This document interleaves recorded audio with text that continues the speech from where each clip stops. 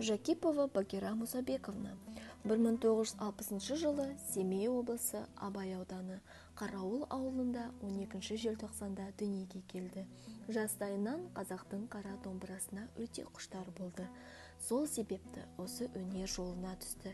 Семейдегі Мұқан Төлебаев атындағы музыкалық колледжін бітіріп, Абай ауданында музыка мектебінде қызмет атқарды. Домбыра оркестрін құрды. Қаламқас халық ансамблінің күйшісі және орындаушысы болды. Осы Қаламқас этнографиялық фольклор ансамблінде көптеген шет елдер, облыс, аудандарда өнер көрсетті.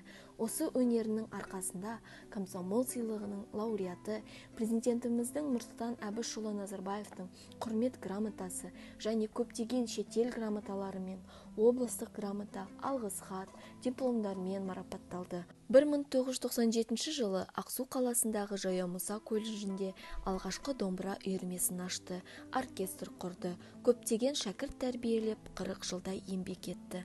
Қазір еңбек зейнеткері.